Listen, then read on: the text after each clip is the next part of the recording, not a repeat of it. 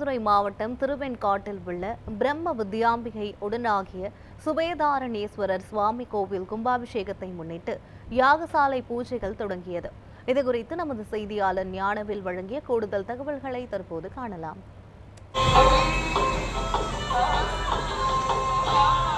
பிரம்ம வித்யாம்பிகை உடனாகிய சுவேதாரணேஸ்வரர் சுவாமி கோயில் உள்ளது. இந்த திருக்கோயில் காசிக்கு இணையான 6 கோயில்களில் முதன்மையான கோயிலாக கருதப்படுகிறது. இக்கோயிலில் சூரியன், சந்திரன், அக்னி என்று 3 தீர்த்த குளங்கள் உள்ளன.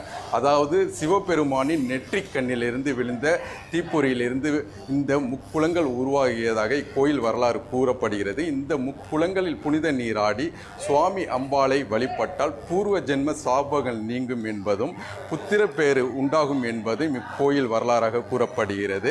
இக்கோயிலில் அக்னி ருத்ரபாதம் அமைந்துள்ளது. சிவபெருமானின் ருத்ரபாதம் அமைந்துள்ளது. இந்த ருத்ரபாதத்தில் நமது முன்னோர்களை நினைத்து தர்ப்பணம் கொடுத்தால் 14 ஜென்ம பாவங்கள் நீங்கி சாப விமோசனம் நீங்கும் என்பது இக்கோயிலின் கூடுதல் சிறப்பாக கூறப்படுகிறது. அதாவது பிரசித்தி பெற்ற புதன் பரிகார ஸ்தலமாக விளங்கும் இக்கோயில் திருவெண்காடு சுவேதாரணேஸ்வரர் சுவாமி கோயில் கும்பாபிஷேகம் வருகின்ற 7ஆம் தேதி வெகு விமர்சையாக நடைபெற உள்ளது. இதற்காக இக்கோயிலில் 8 கால யாகசாலை பூஜைகள் இன்று முதல் கால யாகசாலை பூஜையுடன் தொடங்கியுள்ளது. முன்னதாக காவிரி மணிக்கரணை கட்டத்தில் இருந்து யானை மற்றும் குதிரைகளின் மீது புனித நீர் கடங்கள் வைக்கப்பட்டு அவை சிவாச்சாரியர்கள் மூலம் ஊர்வலமாக கோயிலை வந்தடைந்தது. தற்போது இக்கோயிலில் 109 யாக குண்டங்கள் அமைக்கப்பட்டு யாகசாலை பூஜைகள் வெகு விமர்சையாக தொடங்கியுள்ளது.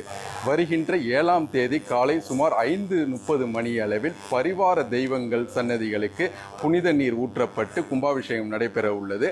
அதனைத் தொடர்ந்து 9:05 மணிக்கு மேல் ராஜகோபுரங்கள், சுவாமி அம்பாள், புதன், அகோரமூர்த்தி சுவாமி சன்னதிகளின் விமான கலசங்களுக்கு புனித நீர் ஊற்றப்பட்டு வெகு விமர்சையாக கும்பாபிஷேகம் நடைபெற உள்ளது. இந்த கும்பாபிஷேக ஏற்பாடுகளை இந்து சமய அறநிலையத்துறையினர் மற்றும் பக்தர்கள், திருப்பணி உபயதாரர்கள் வெகு விமர்சையாக செய்து வருகின்றனர். நியூஸ் 7 தமிழ் செய்திகளுக்காக சீர்காழியிலிருந்து ஞானவேல்.